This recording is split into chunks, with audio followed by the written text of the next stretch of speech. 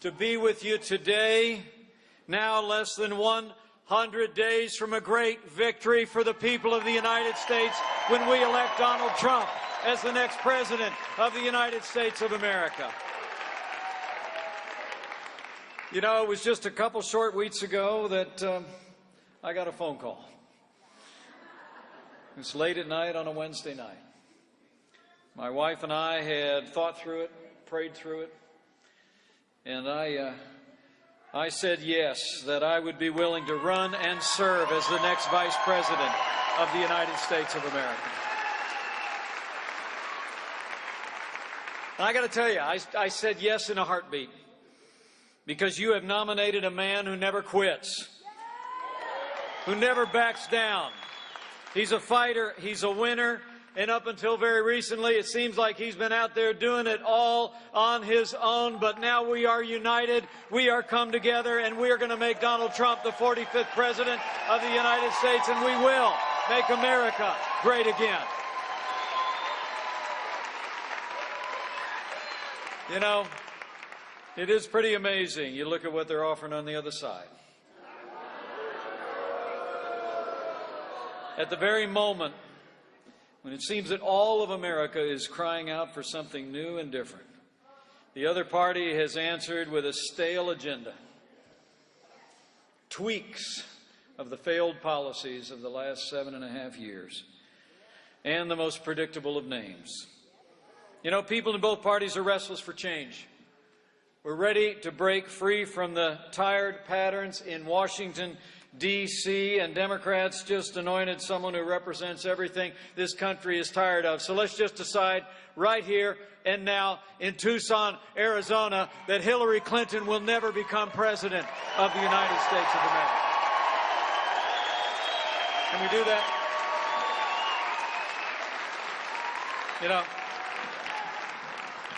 You know, the failed policies of Barack Obama and Hillary Clinton have weakened America's place in the world and stifled our nation's economy. And Donald Trump is going to offer a different kind of leadership. Donald Trump gets it.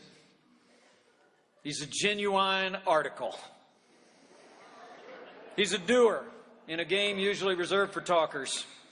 And when Donald Trump does his talking, he doesn't tiptoe around the thousands of rules of political correctness that the media lays at the feet of men and women in public life. He's his own man. He's distinctly American. And where else, as I've said before, where else would an independent spirit like Donald Trump find a following than in the land of the free and the home of the brave? You know, the funny thing is, the party in power seems helpless to figure out our nominee. And I'm referring to the media.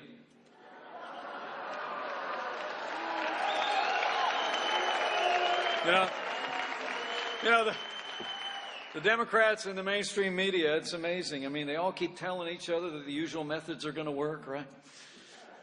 Another issue comes up. They breathlessly run to their cable television shows. They keep thinking they've done him in, only to get up the next morning and Donald Trump is still standing stronger than ever before and fighting every day for the American people.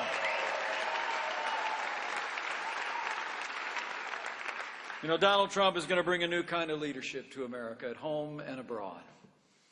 You know, when we think about America's place in the world and what's happened in the last 7.5 years, we understand the stakes in this election. 7.5 years of Barack Obama and Hillary Clinton's policies have weakened America's place in the world. Terrorist attacks at home and abroad, grim and heartbreaking scenes from France just a few short weeks ago in Nice. A Catholic priest laid to rest today who was murdered in the pews of his own home church at the hands of ISIS terrorists.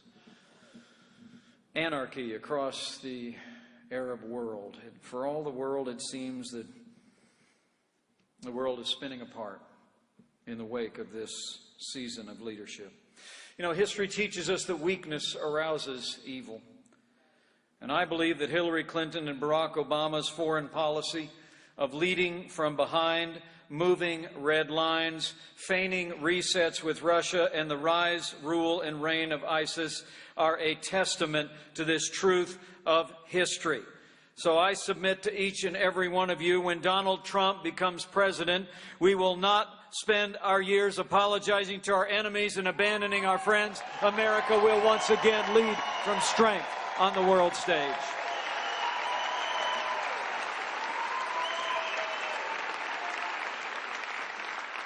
You know, it really is amazing. I got up this morning here in Tucson and I saw the President of the United States on television. The President actually said that our nominee was, quote, unfit to serve as president. He said, and I'm quoting, the fact that he doesn't appear to have basic knowledge about critical issues in Europe, in the Middle East, in Asia, means that he's woefully unprepared to do this job. Well, allowing for the fact that Barack Obama knows a lot about being woefully unprepared to be president of the United States.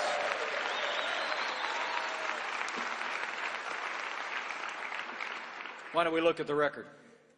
Okay? I mean, Barack Obama said this morning that Donald Trump lacked the judgment to be president of the United States, to hold, in his words, the most powerful position in the world. Let's look at judgment for a second. Okay?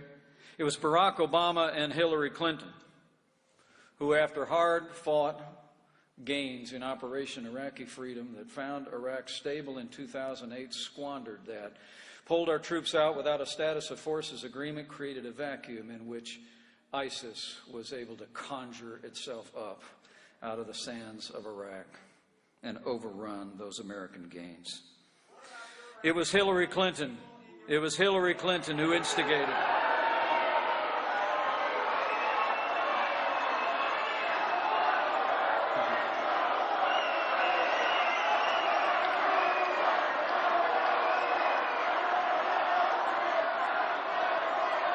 It's all right.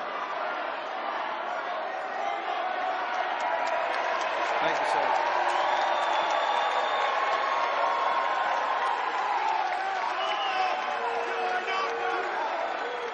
You know, and it was the judgment of Barack Obama and Hillary Clinton that instigated the disastrous agreement with the radical mullahs in Iran. They got up to $150 billion, and just yesterday, the Ayatollah Ali Khamenei referred to that agreement as deadly poison and said America was not to be trusted. And it was Hillary Clinton and Barack Obama who left Americans in harm's way in Benghazi, and then she said, what difference at this point does it make? Well, let me just say, as the proud father of a United States Marine,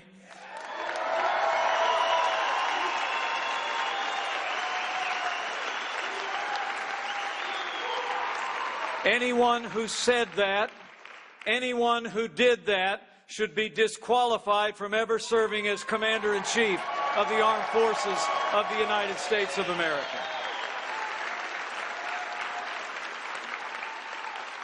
We simply can't have 4 more years of the kind of judgment that we've seen out of this administration. I promise you, when Donald Trump becomes President of the United States of America, he will rebuild our military, he will stand with our allies, and he will confront and defeat the enemies of our freedom. You know, and closer to home, you know, Hillary Clinton essentially offers a 3rd Obama term. And I say 2 is more than enough. I mean, think about it.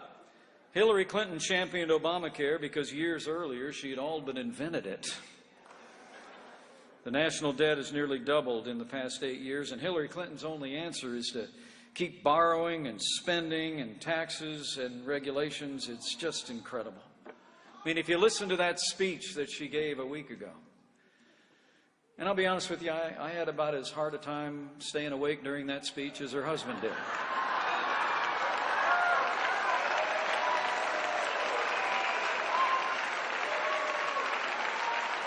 But if you listen, If you stayed with it, you just heard more of the same. More of the same policies that have declined our power in the world and resulted the next morning in official Washington telling us that we're having the slowest economic recovery since 1949. You know, the American people are tired of being told. They're tired of being told that this is as good as it gets. They're tired of hearing politicians, frankly, in both political parties tell us that we'll get to solving those big problems tomorrow as we pile a mountain range of debt on our children and on our grandchildren. And as Ronald Reagan used to say, we're tired of being told that a little intellectual elite in a far distant capital can plan our lives better for us than we can plan them for ourselves. Donald Trump understands the American people's hopes and frustrations, and he will release the economic power of this nation.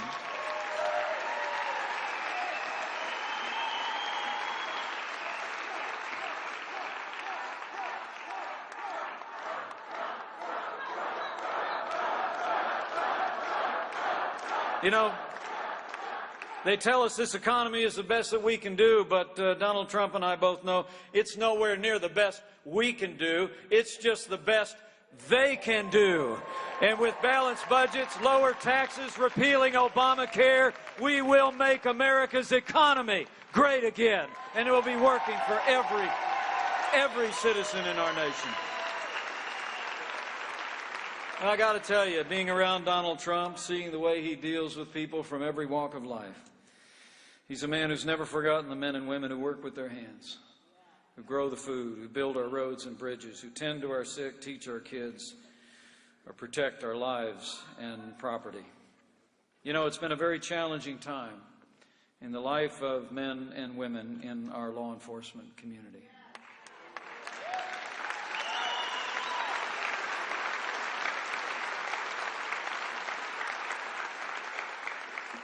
During these challenging and heartbreaking times, can we just take a moment? Would you mind getting on your feet and just showing these men and women in law enforcement how much we appreciate what they do on the thin blue line of law enforcement every day?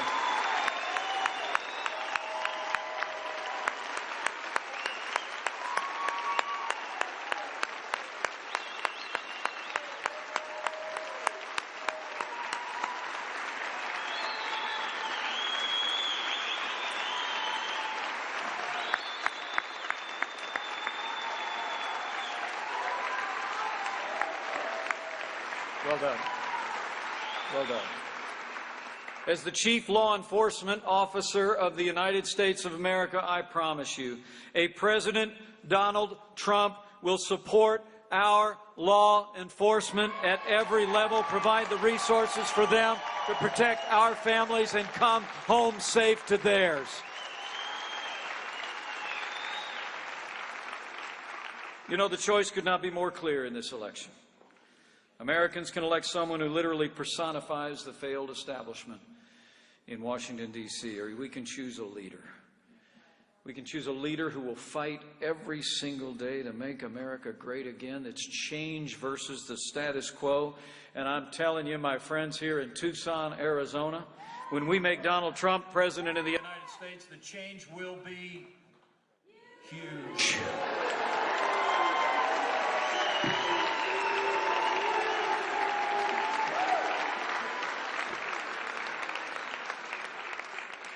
Two more things before I get to your questions. And this is a town hall meeting, and we're going to have microphones passed around, and I'm looking forward to hearing your thoughts and sharing with you my thoughts as well on whatever's on your mind. But there's one other thing I want us to be sure and think about as this election approaches. You know, we're going to be filling the presidency for the next 4 years. But this election will likely determine the direction of the Supreme Court of the United States of America for the next 40 years. And we better think about that. We all better think very carefully about what that means for our Constitution. Very carefully about what that means for the principles of limited government. And so I say to you with conviction, for the sake of the rule of law, for the sake of the sanctity of life, for the sake of our Second amendment to the Constitution. For the sake of all of our God-given liberties, we must ensure here and now in the next 99 days that the next president making appointments to the Supreme Court of the United States is President Donald Trump.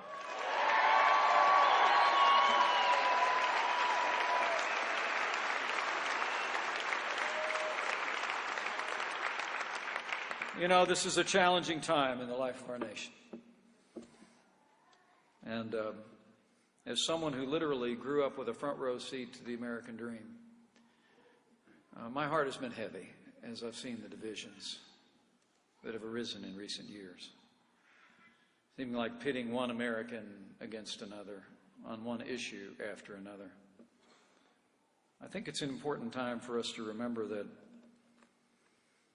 what unites us in these United States is so much more powerful than what could ever divide us. Our belief in freedom, our belief in individual responsibility, our belief in the boundless capacity of every individual to live out their dreams, and our belief, since before this nation was founded, that we are one nation under God, indivisible, with liberty and justice for all.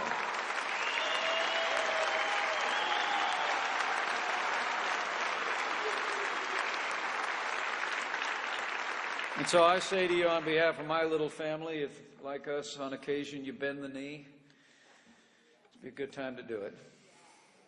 Because I still believe what has been true for thousands of years, that it's still true today, that if His people who are called by His name will humble themselves and pray, He'll hear from heaven, and He'll heal our land again.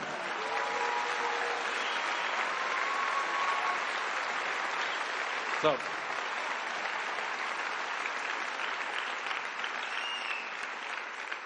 but my friends in Arizona, neighbors in Tucson, or wherever you drove in to come to this meeting, we have a choice to make.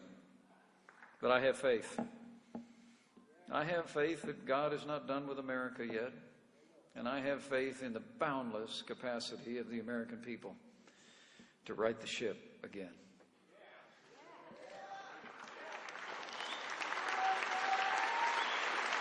Well, we've come to another time for choosing, so here's the choice if you're taking notes, okay?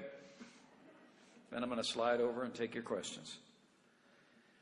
If you want a president who will protect this nation, confront radical Islamic terrorism, and rid the world of ISIS, if you want a president who will restore law and order to this country and give law enforcement the support and resources they need and deserve, if you want a president who will cut taxes, grow our economy, repeal Obamacare, and squeeze every nickel out of that bloated federal bureaucracy, if you want a president who will upend the status quo in Washington, D.C., and appoint justices to the Supreme Court who will uphold the Constitution of the United States of America, then I submit to you, we have but one choice. That man is ready. This team is ready. Our movement is ready. So let's leave from here today determined to not rest and not relent until we make Donald Trump the 45th President of the United States of America, and we'll make America great again. Thank you, and God bless you. It's an honor to be with you today. Thank you.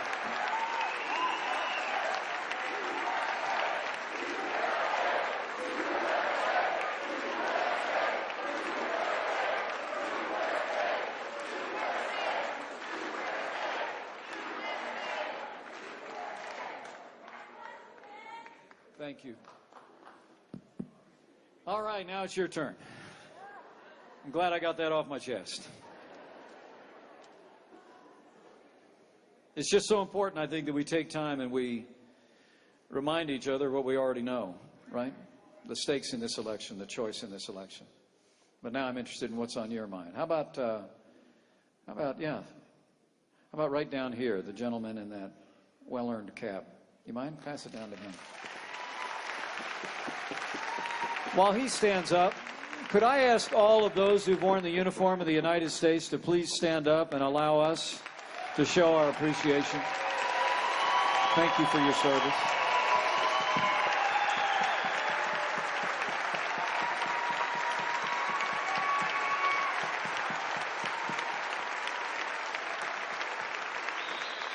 Thanks, everybody. Yes, sir. It's an honor, Governor. Thank you. Sir, there's an issue with veterans, 2 to 3 million veterans around the country. I'm a retired disabled vet from the Navy. I get $265 a month from the VA. The Navy then turns around or applies what they call the VA offset and subtracts $265 out of my retirement check. The VFW, the DAV, and the Legion, of which I'm a life member of all three, have been fighting this for decades. I've contacted my senators, my congresspeople, nothing's been done. It's since I retired in '97, I figure I've lost like $70,000. So I would like you and Mr. Trump to please address this issue and take care of it. Tell me your first name. Phil. Phil, thank you for your service to the United States of America. And thank you. Now, I think it was, Phil, I think it was a week ago today that Donald Trump and I were at the VFW National Convention, and I'd recommend to your attention his speech. He laid out a 10-point plan, and I guarantee you, because I've heard him talk about it when there aren't any cameras around, Donald Trump is going to fix the Veterans Affairs Administration and make it work for every veteran in this country. We're talking about what you've earned in the uniform of the United States. But take a look at that 10-point plan. If you have any trouble getting a hold of it, grab one of our guys here before the end of the meeting, and I'll send it to you personally. But I guarantee you, day one of the Trump administration, we're going to work on turning the VA. It has been appalling. It has been appalling to see veterans having to wait a week to even see a doctor and months for medical treatment. It's just utterly unacceptable. I mean, we owe our veterans a debt we can never fully repay. But we're going to do a better job at the VA, and I will carry back the point you made straight to Donald Trump today. Thank you very much. God bless you. Thank you. Okay. How about over here? Yes, on the row here? Great. Hi, what's your name? Fran King. What is it? Fran King. Oh, Fran. Hi. Fran. I'm from Green Valley, Arizona, and on behalf of my friend Jenny Jensen, who is not able to be here today, I would like to ask a question for her. She wants to know if when Donald Trump and you are going to be addressing rallies, immigration, the economy, and jobs. Mm-hmm. Immigration, the economy, and jobs. Well, let me tell you, Donald Trump is dedicated to secure borders, and he's going to build a wall that will ensure that we are a nation of borders.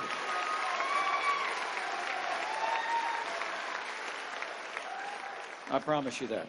There's a passion there. You know, Ronald Reagan, who's in just a couple of months, he'll be my second favorite president. That work? Thanks for getting that joke. I became a Republican because of Ronald Reagan. I was actually involved in the Democratic Party when I was growing up. I was a youth Democrat Party coordinator in my hometown. It was kind of a community organizer role.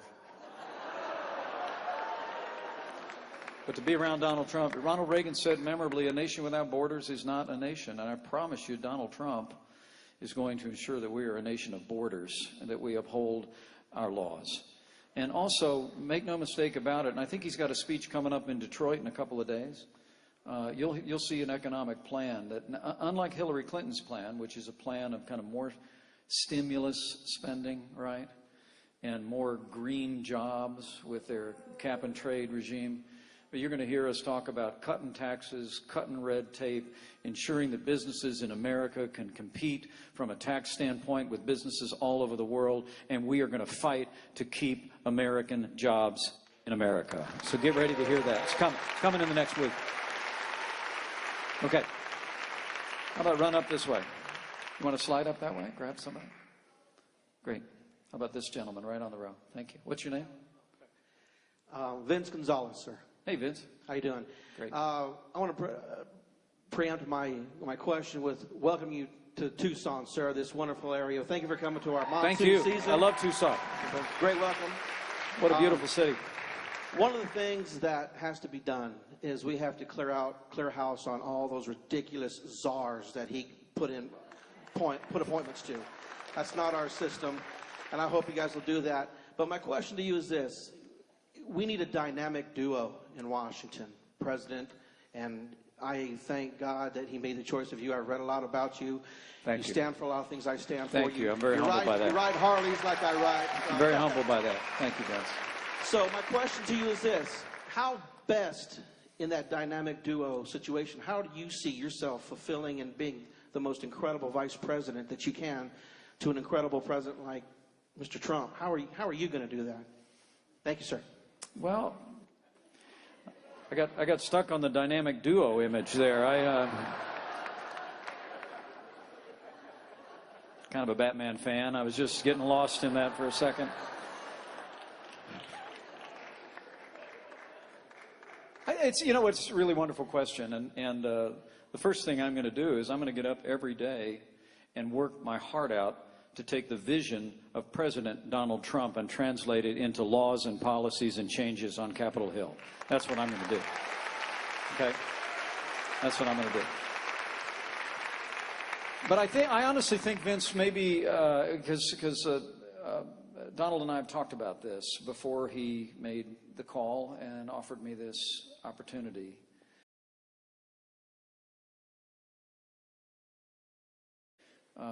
Is that, he's a man who has built a global business and, an extraordinary success. An extraordinary success. I mean, he, like me, his grandfather immigrated to this country. His father was a self-made man.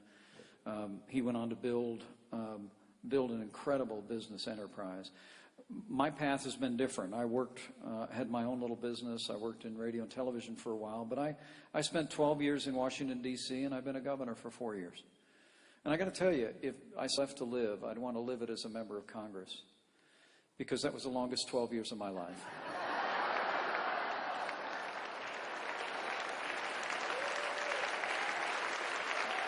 Thank you. But seriously, no. As we've talked, I've had the great privilege, all kidding aside, to know people serving in Washington, D.C. And believe it or not, there's a lot of extraordinarily talented and dedicated men and women who serve in our nation's capital. I'll even say that in both political parties. And I've gotten to know them over the years and know the people who work for them. I know governors all over the United States. And my hope, and I think maybe it's one of the reasons why Donald Trump called, was the ability to take that extraordinary vision to make America great again, those policies that he's been laying out, and be able to convey those to the people on Capitol Hill and to build on those relationships. I always love to tell people, Washington, D.C. is actually just it's a great big small town. I grew up in a small town, so I like small towns. But Washington, D.C., small towns. But Washington, D.C., when you add it all up, it's like there's 535 people on Capitol Hill, there's 9 people across the street at the Supreme Court, and there's 1 person down at the other end of Pennsylvania Avenue. Small town. And I've just had the incredible privilege of getting to know a lot of those people over the years. And so I would hope that maybe my experience to interpret that, because I really do believe that Donald Trump's leadership, his vision, his drive can transform our nation's capital, rebuild our military, and unleash the unbridled power of the American economy. But we've got to drive those policies forward to do it. Yes. How about up this row? We slide right up that row. Let's pick a young lady up that row. We'll go boy, girl today. There we go. Yeah.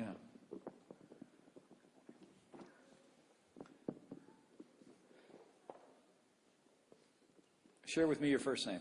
My name is Kelly. Kelly? Yes. Hi. Hi. I have a daughter who has mental health issues. God bless her. The state of Arizona has left us down. I cannot get meds for my daughter. Thank you. They have completely left us in the lurch as far as residential treatment for these kids. Okay. And I just want you to know that this is a huge problem. My daughter's birth mother was an addict. My child was born addicted, and she has issues because of it. I just want to know that Donald is, and you are on board with us. Well, Kelly, let me first, thanks for being a great mom. Thanks for being a great champion for your daughter. Thank you. I have 9 children. Yeah. This child is my youngest of 9. Yeah. Wonderful. What a wonderful family. Well, let me say, we've talked about just this issue. You know, one of the issues that is touching people all over the country bears upon this question. You said your family's been touched by mental health issues, but also by drug abuse and addiction. Without a doubt. And there's often a very close relationship between the two. Yes. And what I can tell you in the state of Indiana, and Donald and I have talked about this, is when it comes to drug abuse and addiction and that nexus with mental health, we've done a couple things in Indiana that we'll be advocating for in our nation's capital. And that is, number one, we recently raised the mandatory minimum penalties on people that sell drugs to our kids. I wanted Indiana to be the worst place in America to sell these poisons to our kids. But in the same breath, we've worked hard in Indiana through Medicaid reform and other efforts to expand access to mental health treatment in our state, to help people have a pathway to deal with mental health issues, but also where they're caught up in a cycle of drug abuse and addiction to have more access. We want to be a nation that comes alongside people and provides access to that care. And one of the things that can happen when we repeal Obamacare, Kelly, one of the things that can happen when we repeal Obamacare is that we can block grant Medicaid back to the states and allow states to do a lot of what Indiana's already done with what's called the Healthy Indiana Plan. In a couple of weeks, I'm going to break ground on the first new mental health hospital in a generation in the state of Indiana. But by getting rid of, I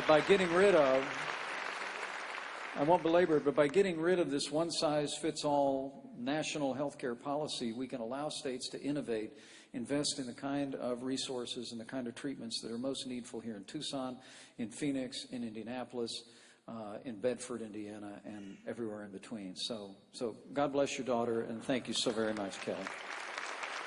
Okay, let's go. Why don't you slide right up the row, and how about this young man right here with his hand up? Right here. What's your name, son? Oh, you have to hold. Sorry. Mark. Yeah. Hi, Mark. So, first of all, I wanted to thank you and Mr. Trump for stepping up to the challenge to take America off of the path that it's heading toward. Thanks, Mark. Thank you, Mark. Thank you. So, what I wanted to know is, my grandmother and most of her family are Jewish, and they have a lot of friends in Israel, which is our only ally in the Middle East. But it's... That's all. But it seems like the current administration is showing a lot of disrespect for Israel, what with Obama refusing to go and see Netanyahu's speech when he addressed us, and making deals with countries that want to destroy them. My question for you is, how will you and Mr. Trump make amends with our only ally in the Middle East?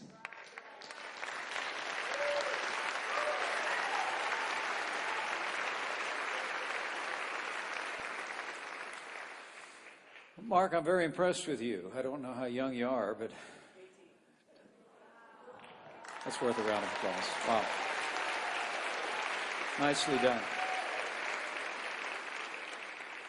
During my years in Congress, Mark, I served on the Foreign Affairs Committee for a decade. I also chaired, I was the senior Republican on the Middle East Subcommittee. I have a term for Israel. She is not our ally in the Middle East. She is our most cherished ally in the world.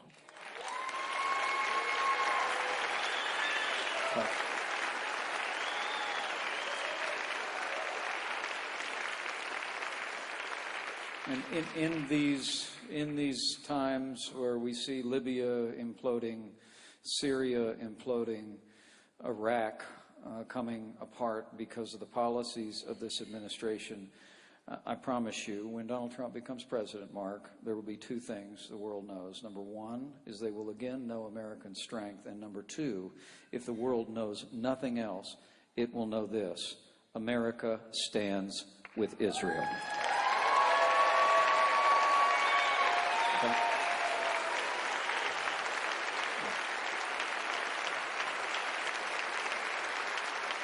Great. We'll run up there. How about this young lady right here? Thank you for coming. Thanks for calling me young. What's she said? You could return the favor, right? Yeah. All right. What's your first name? Donna Marie. Dawn Marie? Yes. Thank And you. besides being a retired veteran, I'm also a retired teacher. Great. Great. Thank you. Thank you for both of your services. Yes. And this is my question for you regarding education. Yeah. We have teachers that live below poverty level. They teach the future of our nation. And we have people sitting up in Washington who decide what's good for each state, what tests the kids are going to take, without any consideration of what actually goes on in the classrooms. What's your plan? Well, Dawn Marie, thank you for wearing the uniform, and thanks for your time in the classroom. You're awesome.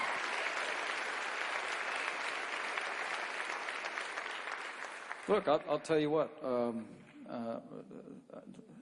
This new administration, if the American people award us with this opportunity, is going to hold to some basic ideas.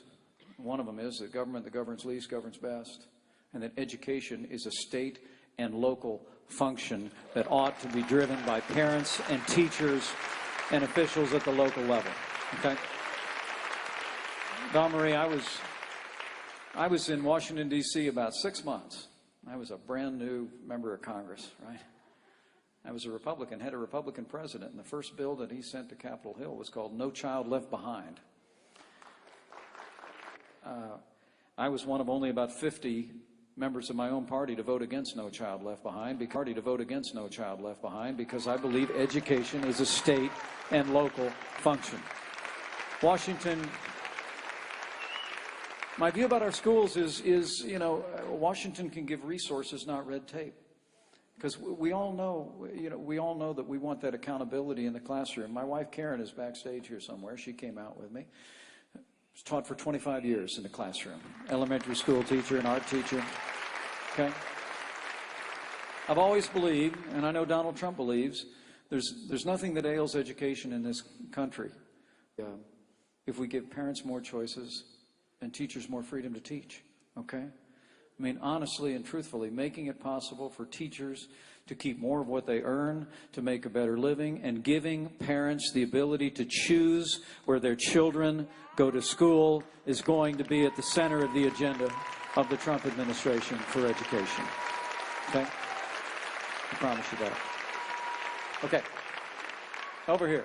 All right. Let's slide up the row there. Why don't you how about the gentleman in the red hat? Especially if that's a Make America Great Again hat.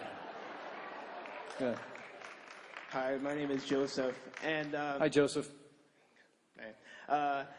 My grandfather owns a small business here in Tucson, and on behalf of him, I'd like to ask, what's the Trump-Pence plan for small business growth? Well, Joseph, thanks a lot. It's a great question. You know, the majority of jobs in our last major economic expansion and this one have been created in small business America. I grew up in a small business family. My dad ran a small gas station business in a small town and made a great success of it. I actually worked from the time I was old enough to be able to as a gas station attendant, which some of the older people around you can explain to you what that was. Remember? Had my name on the shirt, said Mike, right? Used to run out to the car, fill the gas, wash the windshield, check the oil, check the tires, didn't charge any more for it. So anyway, I love small business. I grew up in a small business family just like you have. The thing about small business is, and Donald Trump is going to describe this in his economic plan that will come out next week, I think, at the Detroit Economic Club. But get ready. You know, there's something when people, it's not just about, you know, it's not just about lowering taxes. It's about recognizing that the majority of small businesses in this country file their taxes as individuals. So what you're going to see Donald Trump do as president, we're going to go to Capitol Hill and fight to lower taxes on job creators by lowering the marginal rates, lowering the corporate tax rates, cutting red tape, and repealing Obamacare, which has done more damage to small business in America than any other single reform. So get ready, okay? And it's still summer around here, so after this, go back to work with Grandpa. Okay?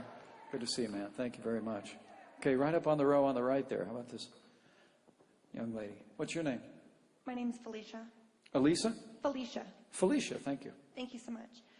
So, I just wanted to address crime rates with, you know, Chicago with no gun, you know, the really strict gun laws, and like here in Arizona, we have really liberal gun laws. And so, what about our Second Amendment rights, and what is your, you know, your take on that?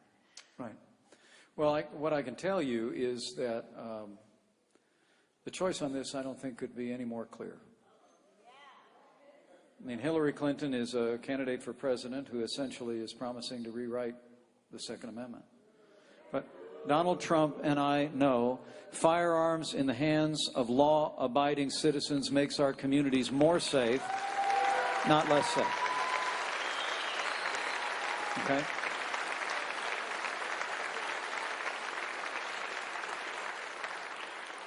But it is heartbreaking to see the violence that's beset. I mean, my parents both grew up on the south side of Chicago. My grandparents are all buried there. That's a great city, and to see the tragedy there. But to your point, with some of the strictest gun laws in the country. Washington, D.C., in the years that I lived and worked there, has some of the strictest gun laws in America, and it too often has been the murder capital of the country. The simple truth is that in Donald Trump, you're going to have a president who stands by our liberties, but also is going to stand up for restoring law and order in communities across this country for the protection of all of our people in every community, in every neighborhood. Okay? Okay. A couple more, and then we'll have to slip out and head back north. How about... You want to slide up there? We've got, I like the lady waving her arm. That was new. Let's do that. We'll break training. Yes, go ahead, right there. Yes. Plus, my mom has red hair, so. Okay. Well, thank you so much for coming to Tucson. You It's bet. nice to know that the politicians haven't forgotten us. My question is, as a Christian, I have found that the decline of our country has come about from banning prayer in schools. And thus it's created a problem across our country with them taking the Ten Commandments off our walls, taking anything in the courthouses that reflects God. What I'd like to know is there any chance for us to restore prayer in schools?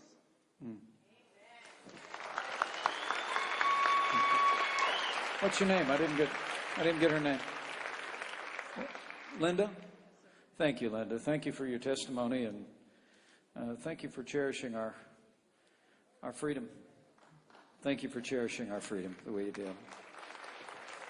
You know, what I can tell you is, I want to tell you a story about the freedom of religion involving Donald Trump, and something I'm very excited about. But let me just say, I promise you, because we've talked about it, you've seen the list of people that he'll appoint. These are decisions that will be made by the Supreme Court of the United States, right? Donald Trump is going to appoint justices to the Supreme Court in the tradition of the late and great Justice Antonin Scalia. And they are justices who will uphold our freedom and our Constitution. Now, I got to tell you a story, though. I got to tell you a story, and I'm running up against it here. But this is very exciting to me, because when we talk about freedom of religion, there's a great story. When you think about, I got an American history degree when I was in college, Linda. I focused on the American founding, okay? Which, getting an American history degree at a small college in southern Indiana, I was able to get a job at the college. Pretty much, that was about all I got. But I have a passion for history. My kids will tell you on the bedstand by my, in our bedroom, there's just a stack of history books I'm reading all the time. But I'm so fascinated with the American founding. And when you study the American founding, when you look through American history, the role of people of faith from before this nation was founded has been critical to every major change that's happened. Think about it. I mean, most of the great speeches for American independence, maybe not most, but many of the speeches that passed around those colonies in pamphlets were actually sermons. Okay? And when you think about the abolition of slavery, it was the moral voices of Harriet Beecher Stowe's father and others who convicted a nation to end slavery once and for all under President Lincoln. And when you think, and I've stood in the pews at Dr. Martin Luther King's church in Montgomery, Alabama, and heard people from that time in that movement tell me that they met to pray, they met to sing, and it was the moral voice of faith that drove us toward a more perfect union in the civil rights movement in the 1960s. It was. And yet, now this is where Donald Trump comes in. Because it turns out, back in 1954, a senator named Lyndon Johnson added a provision to our Internal Revenue Code that essentially prohibits tax-exempt organizations from endorsing or opposing a candidate, specifically churches.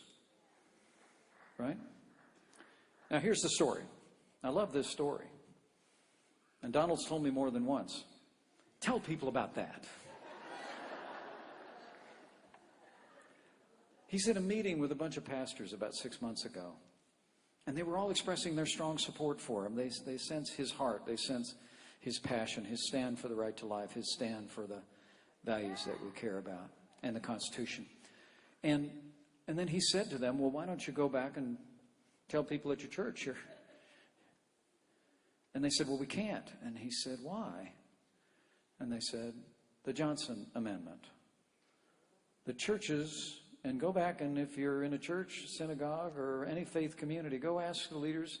They'll tell you, their lawyers will tell them.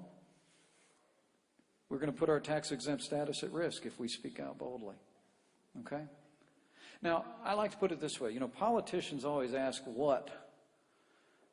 Leaders ask why. And Donald Trump asked why. Why does it have to be that way in a nation where the freedom of religion is enshrined as our first freedom in our First Amendment? And so we went to work. And a couple weeks ago, for the first time in the history of the Republican Party, a provision was added to the platform of the party to repeal the Johnson Amendment from the laws of the United States. And Donald Trump will stand for the freedom of men and women of faith to speak their minds in every community of faith in this country. Very exciting. It's very exciting. So it's all about freedom. Well, I think I better slip out and go. I'm going to say hi to as many of you as have a chance to say hello down on the railing before we head. But let me just encourage you one more time to leave here today. Leave here today encouraged to go out and do the work. Arizona will loom large in the decision that America will make. The choice could not be clearer. So if you'll leave here today with a burden on your heart to talk to your neighbors and friends, to roll your sleeves up and not rest and not relent until we elect Donald Trump, the 45th President of the United States of America, you will have done your part to make America great again. Thank you very much, and God bless you. It's wonderful to be in Tucson.